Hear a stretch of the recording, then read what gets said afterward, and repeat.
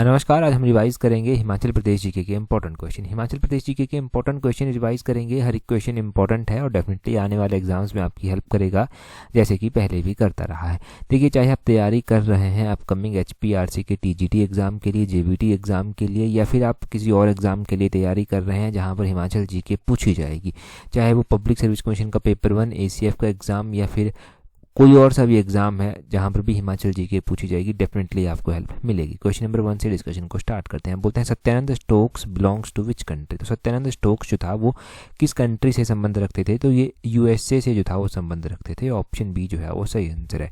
देखिए, USA से ये संबंध रखते थे। एक बात आपने यहाँ पर ध्यान रखनी है कि इनका पूरा नाम वैसे सैम्यूल इवान स्टोक्स था, परंतु जब ये मानव सेवा में जो था वो आकर जुट गए थे भारत में आकर, तो इनका नाम सत्यानंद स्टोक्स जो था वो पड़ गया था। इनके द्वारा जो था वो सत्यकाम नामक पुस्तक भी जो था वो प्रतिपादित जो था वो की गई थी। देखिए, जब इन्होंने 1932 में आर्य समाज के तत्वावधान में जो था वो हिंदू ये बन गए थे आकर, तो ये जो है सैम्यूल इवान स्टोक्स से सत्यानंद जो था वो बन गए थे। फिर इनको सत्यानंद स्टोक्स जो था वो बोला जाता था। इन्होंने शिमला में बेगार प्रथा को समाप्त करने के लिए जो है बहुत प्रयत्न किए थे और इनके प्रयत्नों से ही बेगार प्रथा समाप्त हो पाई थी। इतना सब आप ध्यान रखें इनके बारे में। अगला क्वेश्चन देखिए, बोलते हैं who among the following from Himachal Pradesh has set the world record of fastest and most accurate typing. तो बोलते हैं कि हिमाचल प्रदेश में किसके पास ये रिकॉर्ड है जिन्होंने जो है वो फास्टेस्ट और मोस्ट एक्यूरेट टाइपिंग जो है वो की हुई है। तो मिशन एलाइड में हमने हज़ारों बार ये क्वेश्चन पढ़ा हुआ है कि ये जो fastest and most accurate typing का जो है वो खिताब किसी के पास है, तो ये राजेंद्र सिंह के पास है। ऑप्शन ए जो है वो सही आंसर है। देखिए, राजेंद्र सिंह की अगर हम बात करते हैं तो ये पेशे से डॉक्टर हैं और 1980s की बात है। एग्जैक्टली अगर मैं बात करूं तो 1988 के आसपास की बात है कि ये टाइपिंग का मोस्ट एक्यूरेट रिकॉर्ड इनके द्वारा बनाया गया था, परंतु अलग अलग ईयर में ये अलग अलग खिताब जो है टाइपिंग को लेकर जीतते रहे हैं। तो राजेंद्र सिंह का नाम आपने ध्यान रखना है। अगला क्वेश्चन देखिए, बोलते हैं Kunju Chanchlo belonged to which district of Himachal Pradesh. Kunju Chanchlo किस जिले से संबंध रखते थे? तो ये चंबा जिले से संबंध रखते थे। कुंजू चंचलों की स्टोरी अलग अलग गीतों के द्वारा भी जो है सुनाई जाती है। लोक गाथाएं जिनको बोलते हैं उनके द्वारा भी सुनाई जाती हैं, परंतु कुंजू चंचलों के अलावा जो है चंबा में फुलमू रांझू ये भी जो है वो लोक गाथा है। वैसे ही लोक गाथाओं में अगर हम पूरे हिमाचल में बात करते हैं तो मोहना लोक गाथा आती है, ये बिलासपुर की लोक गाथा जो है वो आती है, और मंडी में जो है पंचपत्रा एक लोक गाथा जो है वो आती है। ठीक है, तो इस तरह से ये अलग अलग लोक गाथाएं जो है वो प्रचलित हैं। अगर हम गीतों की बात कर रहे हैं तो चंबा में जो प्रमुख रूप से गीत गाए जाते हैं उसमें कुंजू चंचलों का ये गीत आ गया, उसमें जो है राजा गद्दन का गीत आ जाता है, उसमें सुनहरी गीत आ जाते हैं, उसमें भुनकू गद्दी गीत आ जाता है, उसमें लच्छी सॉन्ग जो है वो आ जाता है। तो ये सारे सॉन्ग जो है वो चंबा के फेमस सॉन्ग हैं, इंपॉर्टेंट सॉन्ग्स हैं जिनके बारे में क्वेश्चन बनता है एग्जाम में। तो चंबा के सॉन्ग्स रिवाइज कर लिए, लोक गाथाएं रिवाइज कर ली। यहाँ से देखो, ये जो बेसिक क्वेश्चंस हैं ना, अभी जैसे आने वाले आपके एग्जाम्स हैं उनमें ये बहुत ज़्यादा हेल्प करेंगे, क्योंकि बेसिक क्वेश्चन अगर गलत हो जाता है ना तो वो मेरिट में बहुत पीछे ले जाता है। तो बेसिक क्वेश्चन गलत ना हो ये इंश्योर करने की कोशिश करें। अगला क्वेश्चन बोलते हैं Losar festival is associated with which new year. तो बोलते हैं लोसर फेस्टिवल जो है वो किस धर्म से जो है वो जुड़ा हुआ है, किस धर्म के लोगों से जो है वो जुड़ा हुआ है, जो कि नए साल का फेस्टिवल इनका है। अगर हम लोसर फेस्टिवल की बात करते हैं तो लोसर फेस्टिवल जो है वो जुड़ा हुआ तिब्बतिन के द्वारा तिब्बतिन के साथ जुड़ा हुआ है। ऑप्शन ए जो है वो सही आंसर है। तिब्बतिन ऑप्शन ए जो है वो सही आंसर इसका हो जाएगा। अच्छा, तिब्बतिन के साथ लोसर फेस्टिवल जो है वो जुड़ा हुआ है। और फेयर फेस्टिवल्स की अगर हम बात करते हैं तो ये फेयर फेस्टिवल कहाँ पर मनाया जाता है? तो ये लाहौल स्पीति में भी मनाया जाता है। ये जो लोसर फेस्टिवल है किन्नौर में भी मनाया जाता है। जहाँ पर भी तिब्बतिन लोग रहते हैं वहाँ पर इस फेयर फेस्टिवल को जो है वो मनाते हैं। फेयर फेस्टिवल में ही अगर हम सबसे पहले लाहौल स्पीति के फेयर फेस्टिवल्स की बात करते हैं तो लाहौल स्पीति में गोछी त्यौहार मनाया जाता है, वहाँ पर हालदा त्यौहार मनाया जाता है, वहाँ पर शिशु मेला भी जो है वो होता है। और अगर हम बात करते हैं किन्नौर की तो किन्नौर में उख्यांग फेस्टिवल होता है, किन्नौर में फुलेज फेस्टिवल होता है, किन्नौर में तोशिम फेस्टिवल होता है। तो ये सब इम्पॉर्टेंट फेयर फेस्टिवल हैं किन्नौर के भी, लाहौल स्पीति के भी। ठीक है, तो इतना यहाँ से पता चल गया। आगे बोलते हैं Nirmand is associated with which sect. तो निरमंड जो है वो किस ऋषि के साथ जो है वो जुड़ा हुआ है? निरमंड की बात करें कि किस ऋषि के साथ जुड़ा हुआ है तो ये ऋषि परशुराम जी के साथ जुड़ा हुआ है। ऑप्शन ए सही आंसर है। जब निर्मंड का नाम आप सुन लें तो निर्मंड का नाम सुनते ही आपके माइंड में जो है वो निर्मंड प्लेट, जो निर्मंड में को कॉपर प्लेट मिली है वो भी आनी चाहिए, जो कि 7th सेंचुरी को जो है वो बिलोंग करती है और उसके ऊपर जो है वो महासमता महाराजा वर्मसेन का नाम जो है वो छपा हुआ है। ठीक है, ये आपने ध्यान रखना है इस प्लेट के बारे में। निर्मंड डिस्ट्रिक्ट कुल्लू में जो है वो आता है। और निर्मंड के बारे में एक और ध्यान रखना है आपने, यहाँ पर बुढ़ी दिवाली जो है वो मनाई जाती है। तो निर्मंड के बारे में इतनी बातें जो है वो आप अच्छे से जो है वो ध्यान रखेंगे। तो निर्मंड का भी आपको पता चल गया, निर्मंड का पता चल गया आपको। अगला क्वेश्चन देखिए, क्वेश्चन नंबर 76। तो बोलते हैं who presented the golden house over the holy flame in the Jwalamukhi temple. तो बोलते हैं कि ज्वालामुखी मंदिर, जो ज्वालामुखी का मंदिर है वहाँ पर पवित्र ज्वाला पर जो है स्वर्ण घर बनाया गया है। बोलते हैं ये किसके द्वारा जो था वो बनाया गया था। तो गोल्डन हाउस जो वहाँ पर बनाया गया था वो अकबर के द्वारा जो था वो बनाया गया था। इसीलिए ये गाना भी बना है कि नंगे नंगे पैरे माता अकबर आया, सोने का छत्र लेकर आया। तो वो सोने का छत्र जो वहाँ पर रखा गया है वो अकबर के द्वारा जो है वहाँ पर रखा गया। कहा जाता है कि एक बार अकबर को पता चलता है कि इस तरह से मंदिर है जहाँ पर एक ज्योति जलती है बिना किसी घी के, बिना किसी तेल के। तो उसने जो है वो आजमाना चाहा और उसने जो है वो कहते हैं कि एक नहर यहाँ पर डलवा दी थी पानी की, उसके बावजूद भी ये ज्योति जो था वो नहीं बुझी थी। तभी से अकबर की श्रद्धा हो गई और उसने जो है वो माता से माफ़ी मांगकर, माता का भगत बनकर जो है वो यहाँ पर एक सोने की जो छत्र है वो यहाँ पर जो था वो भेंट किया था। तो अकबर के साथ भी जुड़ी हुई है ये बात। अगर अकबर से पहले की अगर हम बात करते हैं तो उस टाइम की ये बात है जब इस मंदिर से जो था वो 1300 के करीब किताबें जो था वो लूट ली गई थी और उन किताबों का अनुवाद जो है वो फारसी में करवाया गया था। ये कौन से ईयर की बात है और किसके द्वारा जो था ये काम जो था वो किया गया था। देखिए ये बात जो है ये है बात 1365 के आसपास की, जब फिरोज शाह तुगलक हुआ करता था। उसने जो है वो नगरकोट पर आक्रमण करना चाहा।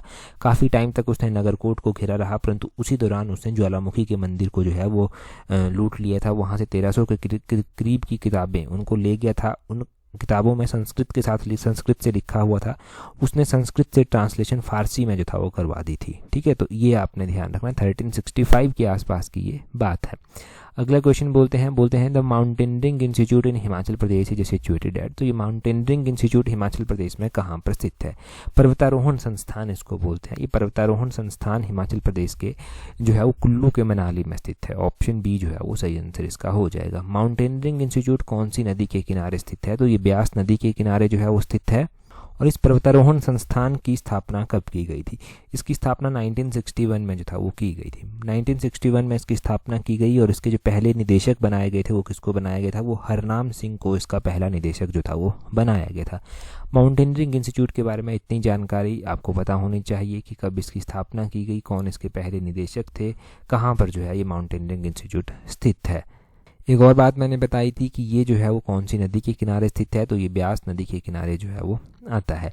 अगला क्वेश्चन देखिए, अगले क्वेश्चन में बोलते हैं who was born at Rewalsar. तो रिवाल्सर में जो है वो किसका जन्म हुआ था। देखिए रिवाल्सर एक ऐसा स्थान है जहाँ पर जो है 3 धर्मों के लोगों की जो है वो श्रद्धा जो है वो जुड़ी हुई है। तो रिवाल्सर में जो है वो पद्म संभव जी का जन्म जो था वो हुआ था। ऑप्शन सी सही आंसर है। पद्म संभव जी का जन्म जो था वो रिवाल्सर में हुआ था। और एक बात ध्यान रखनी है कि अगर हम बात करते हैं रिवाल्सर के साथ जुड़े हुए धर्मों की, तो रिवाल्सर के साथ जो है वो बौद्ध धर्म जुड़ा हुआ है। बौद्ध धर्म के लोग यहाँ पर आते हैं, हिंदू धर्म यहाँ पर जुड़ा हुआ है और सिख धर्म भी यहाँ पर जुड़ा हुआ है। ये 3 धर्मों के लोग जो हैं वो यहाँ पर आते हैं पूजा करने के लिए। हर साल जो है वो यहाँ पर पूजा अर्चना होती है, श्रद्धालु यहाँ पर आते रहते हैं। रिवाल्सर मंडी में स्थित है। रिवाल्सर लेक भी है, ये रिवाल्सर लेक भी मंडी में ही आती है। अगर हम बौद्ध धर्म की बात करते हैं तो बौद्ध धर्म के लोग मानते हैं कि यहाँ पर पद्म संभव जी का जन्म हुआ था। पद्म संभव जी का स्टैचू भी यहाँ पर स्थित है, तो यहाँ पर बौद्ध धर्म के लोग आते हैं। अगर हम बात करते हैं यहाँ पर सिख धर्म की, तो सिख धर्म को भी यहाँ पर माना जाता है। यहाँ पर गुरुद्वारा है, गुरुद्वारा रिवाल्सर साहिब, वो जो है वो वहाँ के राजा के द्वारा बनवाया गया था। और यहाँ पर जो है वो लोग जो आते हैं तो वो गुरुद्वारा में जो है वो आते हैं सिख धर्म के लोग। हिंदू धर्म की बात करें तो लोमस ऋषि के साथ जोड़ा जाता है कि उन्होंने तपस्या यहाँ पर की थी, तो इसीलिए हिंदू धर्म के लोग भी यहाँ पर जो है वो पूजे जाते हैं, आते हैं वहाँ पर पूजा अर्चना करते हैं आकर। ठीक, तो इतना आपको पता चल गया यहाँ पर, इतना एनफ है याद रखने के लिए। आगे बोलते हैं first Himachali to lead Olympic hockey team is. तो बोलते हैं ओलंपिक हॉकी टीम को उसका नेतृत्व करने वाले पहले हिमाचली जो था वो कौन थे। तो ओलंपिक हॉकी टीम का नेतृत्व करने वाले जो पहले हिमाचली थे वो कौन थे, वो चरणजीत सिंह थे। ऑप्शन ए जो है वो सही आंसर इसका हो जाएगा। अच्छा, चरणजीत सिंह पहले हिमाचली थे जो ओलंपिक टीम का जो है वो नेतृत्व कर रहे थे। और ओलंपिक टीम का नेतृत्व तो ये कर ही रहे थे, आपने कुछ और बातें भी यहाँ पर ध्यान रखनी है। चरणजीत सिंह जी को अर्जुन पुरस्कार भी दिया गया था, इनको पद्मश्री पुरस्कार भी दिया गया था, और इन्होंने जो भारत की मेज़बानी की थी, भारत की टीम की मेज़बानी की थी ओलंपिक्स में, वो 1964 में जो था वो की थी। 1964 में जो टोक्यो में ओलंपिक्स हुए थे वहाँ पर इन्होंने मेज़बानी जो था वो की थी भारत की टीम की। ये ऊना ज़िले से जो है वो संबंध रखते हैं वैसे हिमाचल से। अगर हिमाचल में ही हम हॉकी के खिलाड़ियों की बात करते हैं कि हॉकी के कौन कौन से खिलाड़ी जो हैं वो हिमाचल से जुड़े हुए हैं, तो हिमाचल प्रदेश में जो है वो ऐसे एक चौधरी चरणजीत सिंह हैं और एक सीता गोसाई हैं। इनके द्वारा अर्जुन अवार्ड जीता जा चुका है और दोनों ही हॉकी के ये खिलाड़ी हैं। और विद्या स्टोक्स का नाम आपने सुना है, पॉलिटिशियंस थी, ये 2 बार जो है वो भारतीय महिला हॉकी संघ की अध्यक्ष जो है वो रह चुकी हैं। इनका भी ध्यान रखना है आपने। और साथ में ध्यान रखना है कि जो शिलारू ग्राउंड है वो भी हॉकी का ग्राउंड है और उसको भी जो है वो सबसे ऊंचा हॉकी स्टेडियम का जो है वो खिताब मिला है। शिलारू ग्राउंड जो है वो शिमला में जो है वो आता है। तो इतना सब आपने हॉकी से जुड़े हुए क्वेश्चंस के बारे में जो है वो ध्यान रखना है। अगला क्वेश्चन हम देखेंगे, परंतु अगला क्वेश्चन हम डिस्कस करें उससे पहले अगर आप तैयारी कर रहे हैं अपकमिंग HPRC के TGT एग्जाम के लिए, JBT एग्जाम के लिए, तो आप हमारी कॉम्प्रिहेंसिव टेस्ट सीरीज को ज्वाइन कर सकते हैं, जिसका लिंक नीचे डिस्क्रिप्शन बॉक्स कमेंट बॉक्स में दिया गया है। देखिए, अगर आप तैयारी कर रहे हैं और चाहते हैं आपकी स्टडी को एक प्रॉपर शेप मिले, तो आप टाइमली इस टेस्ट सीरीज को ज्वाइन कर जो है वो अपनी स्टडी को एक प्रॉपर शेप देकर जो है वो आगे बढ़ सकते हैं। ठीक है, देखिए PGT का एग्ज़ाम जब हुआ था ना, तो बहुत सारे एस्पिरेंट्स ना बाद में मैसेज करते थे कि हमसे ना ये गलती हो गई, वो गलती हो गई। गलतियों के पीछे का रीज़न जब पता किया गया तो वो पता चला कि lack of practice, proper practice ही नहीं थी। तो अभी PGT का मौका जिनके हाथ से जा चुका है वो TGT के मौके को ऐसे जाने ना दें। TGT की इस अपॉर्चुनिटी को वो सही से इस्तेमाल कर सकते हैं और अपना नाम फाइनल मेरिट लिस्ट में देख सकते हैं। अगर अच्छे से मेहनत कर रहे हैं, अपनी स्टडी को एक प्रॉपर शेप देकर आप जो है ये सब कर सकते हैं। नीचे डिस्क्रिप्शन बॉक्स कमेंट बॉक्स में टेस्ट सीरीज का लिंक दिया गया है। अगला क्वेश्चन देखिए, बोलते हैं यहाँ पर Key monastery is located in which valley of Himachal Pradesh. की ये की मोनेस्ट्री हिमाचल प्रदेश में जो है वो किस वैली में जो है वो स्थित है। अगर हम की मोनेस्ट्री की बात करते हैं, अगर आम तौर पर मैं बताऊं तो आम तौर पर आप ये पढ़ते हैं कि की मोनेस्ट्री लाहौल स्पीति में जो है वो स्थित है। तो लाहौल स्पीति में जब ये स्थित है तो यहाँ पर स्पीति वैली जो है वो दिया गया है। तो स्पीति वैली में ये की मोनेस्ट्री आती है। हो सकता था कि एग्जाम में जो है वो लाहौल ऑप्शन भी दिया गया होता, लाहौल वैली भी ऑप्शन में जो है वो दिया गया होता, तब ज़्यादा कन्फ्यूजन हो जाता। परंतु यहाँ पर स्पीति वैली दिया गया है, तो स्पीति वैली आपने एग्जैक्टली ध्यान रखना है कि ये की मोनेस्ट्री जो है वो कहाँ पर आती है, ये स्पीति वैली में आती है। अगर मैं मोनेस्ट्रीज़ की बात करता हूँ तो इसके अलावा जो है वो भागा वैली में जो है वो मोनेस्ट्री आती है, गेम्यूर मोनेस्ट्री जिसको आप बोलते हैं, और उसी तरह जो है शाशूर मोनेस्ट्री आती है, ये लाहौल वैली में आती है। कारदंग मोनेस्ट्री लाहौल वैली में आती है। ताबो मोनेस्ट्री भी आती है जिसको अजंता ऑफ हिमालयस बोलते हैं, ये स्पीति में आती है और इसको जो है वो अजंता ऑफ हिमालयस बोला जाता है। ये जो है वो बहुत पुरानी मोनेस्ट्री है, लगभग 996 AD के आसपास जो था ये बनाई गई थी, ये कहा जाता है। ठीक है, तो इस तरह से ये मोनेस्ट्रीज आपने ध्यान रखनी है, कौन सी लाहौल वैली में है, कौन सी स्पीति वैली में है। अगर हम लाहौल स्पीति डिस्ट्रिक्ट की बात करते हैं तो लाहौल स्पीति डिस्ट्रिक्ट का हेडक्वार्टर जो है वो केलोंग में जो है वो आता है, केलोंग इसका हेडक्वार्टर जो है वो है। ठीक है, और यहाँ पर जो है वो सांगला वैली दिया गया है, सांगला वैली किन्नौर में आती है। यहाँ पर कुनिहार वैली दिया गया है, कुनिहार वैली सोलन में आती है। दून वैली यहाँ पर दिया गया है, दून वैली भी जो है वो सोलन में ही आती है। ये वैलीज़ भी आपको ध्यान रखनी है कि कौन सी वैली जो है वो कहाँ पर आती है। आगे बोलते हैं Kahluri is a spoken in district of Himachal Pradesh. तो कहलूर प्राचीन नाम है बिलासपुर का, तो ऑब्वियसली बिलासपुर में ही कहलूरी बोली जाती थी। कहलूर की बात करें और बिलासपुर की बात करें तो इसके बारे में भी कुछ चीज़ें क्लियर होनी चाहिए। ये जो कहलूर रियासत है इसकी स्थापना राजा बीरचंद के द्वारा जो था वो की गई थी। राजा बीरचंद के द्वारा इसकी स्थापना की गई थी और इसके पीछे अलग अलग कहानियां हैं कि कैसे कैसे इसकी स्थापना हुई। परंतु बाद में चलकर जब कहलूर का नाम बिलासपुर पड़ा तो कहलूर की राजधानी पहले जो है वो ब्यासपुर को शिफ्ट की गई थी। ब्यासपुर को शिफ्ट की गई थी राजा दीपचंद के द्वारा और उनके द्वारा ही बिलासपुर शहर की फिर स्थापना की गई और बिलासपुर वहीं से जो है वो नाम पड़ गया। फिर ये बात है 1654 की, जब राजा दीपचंद के द्वारा जो था ये कैपिटल वगैरह जो था वो शिफ्ट की गई थी। अगर हम बात करते हैं और भी इंपॉर्टेंट क्वेश्चंस, तो बिलासपुर के राजाओं के बारे में अलग अलग क्वेश्चन पूछे जाते हैं। बिलासपुर के ऐसे कौन से राजा थे जिन्होंने गोरखाओं को आमंत्रित किया था संसार चंद को हराने के लिए? तो बिलासपुर के राजा महानचंद थे। महानचंद ने 1805 में गोरखाओं को जो है वो आमंत्रित किया। सॉरी 1805 में नहीं, 1803 3 में गोरखाओं की सहायता मांगी थी। फिर 1805 में गोरखा यहाँ पर आकर पहुँच गए। फिर उन्होंने संसार चंद को पराजित किया था। संसार चंद को जो पराजित किया था वो महल मोरिया नामक स्थान पर जो था वो युद्ध हुआ था। भारी भयंकर युद्ध जो था वो हुआ था और गोरखाओं के द्वारा जो है वो संसार चंद को लगभग हरा ही दिया गया था। पूरी तरह से भी नहीं कह सकते आप, क्योंकि संसार चंद भागकर कांगड़ा के किले में छिप गया था।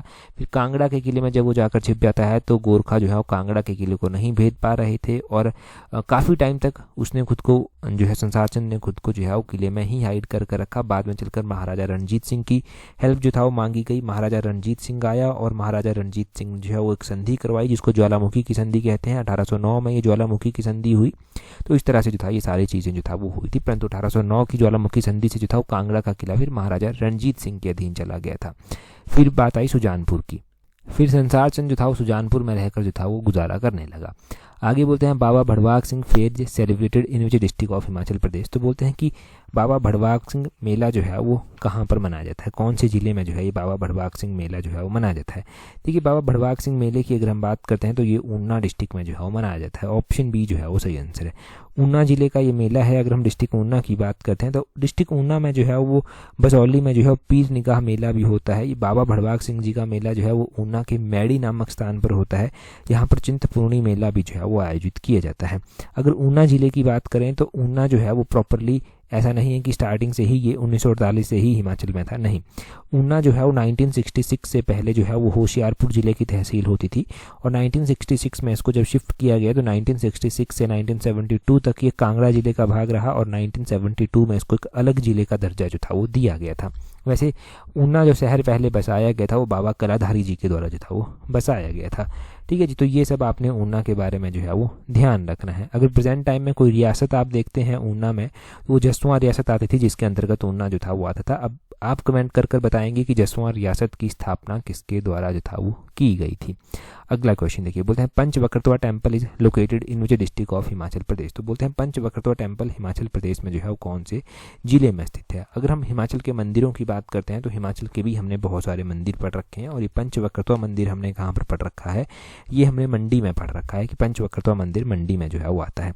मंडी में ये इकलौता मंदिर नहीं आता, मंडी में भी जो है वो अलग अलग मंदिर आते हैं। उन अलग अलग मंदिरों के बारे में जो है वो पूरी जानकारी जो है वो लेते हैं। जो मंडी में फेमस मंदिर आते हैं उसमें जो है भूतनाथ मंदिर आता है जो कि शिखर आर्किटेक्ट स्टाइल में बना हुआ है, अजबर सेन के द्वारा बनवाया गया था। मंडी में पराशर टेम्पल आता है, पराशर लेक भी है मंडी में, पराशर टेम्पल बाण सेन के द्वारा पैगोडा स्टाइल में बनवाया गया था। मंडी में माधव राय टेम्पल आता है। माधव राय जी के बारे में हमने पढ़ा भी था कि मंडी के राजा सूरज सेन थे जिन्होंने अपना राजपाट सारा माधव राय जी को सौंप दिया था। एक सिल्वर की इमेज उन्होंने बनवाई थी और सारा राजपाट जो था वो माधव राय जी को सौंप दिया था और खुद जो था वो माधव राय जी के संरक्षक बन गए थे। उसके पीछे की कहानी मैंने मिशन एलाइड में बताई भी थी। अभी का मिशन एलाइड का पार्ट देख लेना, शायद मिशन एलाइड का 252 या 253 नंबर का पार्ट वो जो है वो है। मंडी में जो है तारना देवी टेम्पल भी आता है। तारना देवी टेम्पल को श्यामा काली मंदिर भी जो है वो बोला जाता है। मंडी में जो है मागरू महादेव जी का मंदिर भी जो है वो आता है। तो ये सारे इंपॉर्टेंट मंदिर जो है वो कहाँ पर आते हैं, ये मंडी में जो है वो आते हैं। अगला क्वेश्चन देखिए क्या बोलते हैं Thoda dance is performed in which district of Himachal Pradesh. तो बोलते हैं ठोडा नृत्य हिमाचल के किस जिले में जो है वो परफॉर्म किया जाता है। तो हिमाचल में भी अलग अलग डांसेज जो है वो परफॉर्म किए जाते हैं। ये ठोडा नृत्य जो है वो कहाँ पर मुख्य रूप से जो है वो परफॉर्म किया जाता है। तो ठोडा नृत्य वैसे देखो महासू क्षेत्र में जो है वो मुख्य रूप से परफॉर्म किया जाता है। महासू यहाँ पर ऑप्शन में नहीं दिया गया है, यहाँ पर सिरमौर और शिमला दिया गया है। तो ये दोनों ही इसके सही आंसर होंगे, सिरमौर और शिमला। सिरमौर और शिमला इन दोनों में ही जो है दोनों ही जो है वो यहाँ पर परफॉर्म किया जाता है। अब आप कहेंगे कि पेपर में अगर ऐसे ऑप्शन आए तो आप किसको टिक करेंगे। आप कोई सा भी एक टिक कर दीजिए, क्योंकि जब फाइनल आंसर की आई थी इस पेपर की तो इन दोनों ही आंसर्स को जो था वो प्रायोरिटी दी गई थी, ऑप्शन सी को भी ऑप्शन डी को भी। तो इसमें कोई कन्फ्यूजन आपको नहीं रखना है, बिल्कुल आपका क्लियर कट इसमें होना चाहिए कि भाई ये मंदिर ये जो डांस है ये कहाँ पर परफॉर्म किया जाता है। अगर हम लोक नृत्यों की बात करते हैं तो ठोडा नृत्य वैसे जो है वो कौरवों और पांडवों के समय से जुड़ा हुआ है। ये एक युद्ध नृत्य के रूप में जो है वो परफॉर्म किया जाता है। ठीक है जी। और वैसे ही जो है वो छुहारा नृत्य है, ये महासू में परफॉर्म किया जाता है। ये भी सिरमौर में जो है वो बुढ़ा डांस परफॉर्म किया जाता है। बिरसू डांस सिरमौर में परफॉर्म किया जाता है। झूरी डांस भी यहाँ पर परफॉर्म किया जाता है। कथड़ी डांस जो है वो कुल्लू में परफॉर्म किया जाता है। रुचका डांस ये भी कुल्लू में परफॉर्म जो है वो किया जाता है। लाहौल स्पीति में लंगदरमा डांस परफॉर्म किया जाता है। लाहौल स्पीति में जो है वो शांत साबू डांस परफॉर्म किए जाते हैं। किन्नौर के डांसेस की बात करें तो किन्नौर में बाख्यांग, बेयांग, छू, जात्रो, जाप्रो, ये सारे डांस जो है वो किन्नौर में जो है वो मुख्य रूप से परफॉर्म किए जाते हैं। चंबा में जो है वो झांझर डांस परफॉर्म किया जाता है, ढांगी डांस परफॉर्म किया जाता है, ढेपक डांस जो है वो मुख्य रूप से परफॉर्म किया जाता है। तो ये डांसेस चंबा के भी क्लियर हुए। अगला क्वेश्चन देखिए, अगले क्वेश्चन में बोलते हैं which is the biggest irrigation project in Himachal Pradesh. तो इनमें से हिमाचल प्रदेश का सबसे बड़ा जो इरिगेशन प्रोजेक्ट है वो कौन सा है, वो शाह नहर प्रोजेक्ट है। ये शाह नहर प्रोजेक्ट कांगड़ा में आता है और ये जो है वो बिगेस्ट इरिगेशन प्रोजेक्ट जो है वो हिमाचल का आता है। आगे बोलते हैं him swan was launched in which year. तो हिम स्वैन की स्थापना जो था वो कब की गई थी। हिम स्वैन की स्थापना जो था वो की गई थी ताकि गवर्नमेंट ऑफिस जो है उनको नेटवर्क कनेक्टिविटी, इंटरनेट की कनेक्टिविटी प्रॉपरली जो है वो करवाई जा सके। और जब इसकी स्थापना की गई थी तो एक अपनी तरह का बड़ा ही नया कॉन्सेप्ट जो था वो हिमाचल में आया था। तो ये 2008 में हिम स्वैन की स्थापना जो था वो की गई थी। ठीक है, ये ध्यान रखना है आपने कि हिम स्वैन की स्थापना जो था वो कब की गई थी। इसकी स्थापना के पीछे का मोटिव क्या है ये भी पूछा गया है एग्जाम में। तो एग्जाम में इसको लेकर हर बार एक साल में एक नया क्वेश्चन किसी न किसी एग्जाम में बन ही जाता है। अभी तक तो बने हैं, आगे भी बनेंगे। आगे बोलते हैं Sainik school is located at which place in Himachal Pradesh. तो हिमाचल प्रदेश में जो सैनिक स्कूल है, सैनिक स्कूल जो है वो सुजानपुर में जो है वो आता है। सुजानपुर में जो है ये प्रॉपरली सैनिक स्कूल जो है वो आता है। सुजानपुर डिस्ट्रिक्ट हमीरपुर में जो है वो आता है। अगला क्वेश्चन देखिए, बोलते हैं first vice chancellor of Himachal Pradesh university was. तो हिमाचल प्रदेश यूनिवर्सिटी जिसकी स्थापना 1970 में की गई थी उसके पहले वाइस चांसलर की बात की गई है। रामकरण सिंह जो था वो हिमाचल प्रदेश यूनिवर्सिटी के पहले वाइस चांसलर थे। Doctor R.K. Singh, option B जो है वो सही आंसर है। अगर आप हमारी जो है वो गिरिराज पत्रिका के साथ जुड़े हुए हैं तो जून महीने का जब पहला पार्ट हमने डिस्कस किया था तो उसमें हमने डिस्कस किया था कि new vice chancellor of Himachal Pradesh university किसको बनाया गया है। तो हिमाचल प्रदेश यूनिवर्सिटी के नए वाइस चांसलर महावीर सिंह को जो है वो बनाया गया है। महावीर सिंह का नाम आपने ज़रूर ध्यान रखना है। ये नए वाइस चांसलर बने हैं हिमाचल प्रदेश यूनिवर्सिटी के और पक्का इनका क्वेश्चन जो है वो एग्जाम में पूछा ही जाएगा।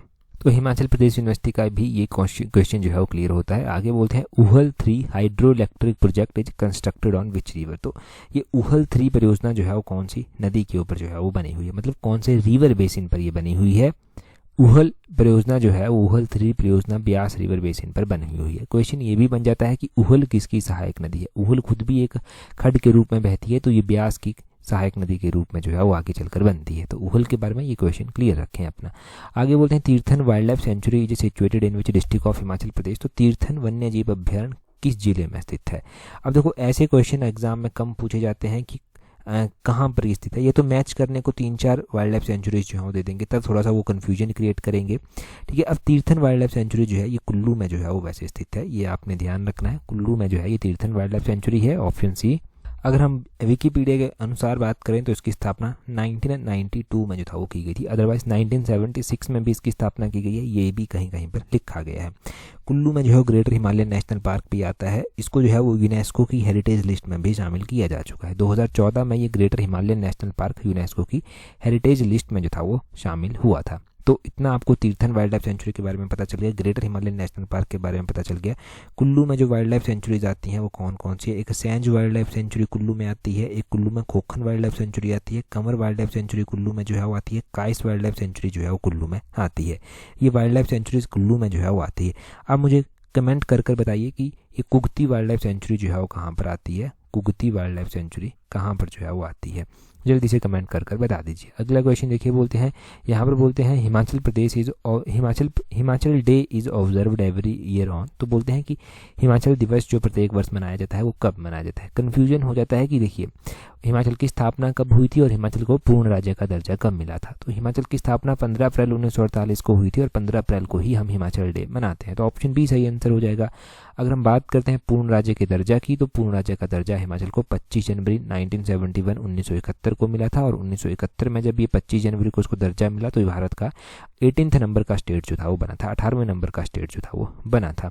आगे क्या बोलते हैं अगले क्वेश्चन में, बोलते हैं लार्जेस्ट एडमिनिस्ट्रेटिव डिवीजन इन और डिवीजन ऑफ हिमाचल प्रदेश। तो हिमाचल प्रदेश की सबसे बड़ी जो प्रशासनिक मंडल है वो कौन सी। तो हिमाचल प्रदेश में पहले पता होना चाहिए कि कितने प्रशासनिक मंडल जो हैं वो आते हैं और वो जो प्रशासनिक मंडल आते हैं उनके अंदर कितने कितने जिले जो हैं वो आते हैं और सबसे बड़ा प्रशासनिक मंडल उनमें से जो है वो कौन सा है। हिमाचल प्रदेश में 3 प्रशासनिक मंडल आते हैं, और ये जो 3 प्रशासनिक मंडल आते हैं, एक यहाँ पर शिमला आता है, मंडी आता है, कांगड़ा आता है। ये जो मंडी प्रशासनिक मंडल है इसमें जो है 5 जिले आते हैं, ठीक है। 12 जिलों में से 5 जिले तो मंडी के अंदर आते हैं। शिमला प्रशासनिक मंडल में 4 जिले आते हैं, और एक जो हमारे पास कांगड़ा प्रशासनिक मंडल बच गया, इसमें जो है 3 जिले आते हैं। तो सबसे बड़ा कौन सा हुआ? मंडी सबसे बड़ा हुआ। मंडी में 5 जिले कौन कौन से आते हैं? मंडी खुद आता है, हमीरपुर, बिलासपुर, कुल्लू और लाहौल स्पीति इसमें आता है। शिमला में जो है वो शिमला खुद आता है, सिरमौर आता है, सोलन आता है, किन्नौर आता है। कांगड़ा में कांगड़ा का खुद आता है, चंबा आता है, ऊना आता है, और कांगड़ा प्रशासनिक मंडल का हेडक्वार्टर जो है वो धर्मशाला में स्थित है। तो इतना सब यहाँ से आप ध्यान रखना। बाकी देखिए, टेलीग्राम पर अगर आपने ज्वाइन नहीं किया है तो टेलीग्राम पर ज्वाइन करने के लिए अपने टेलीग्राम से @allexam31 करके सर्च करना, आपको हमारा टेलीग्राम चैनल मिल जाएगा। आज की इस वीडियो में इतना ही है। That's all for today. Thank you very much for watching and listening it very patience.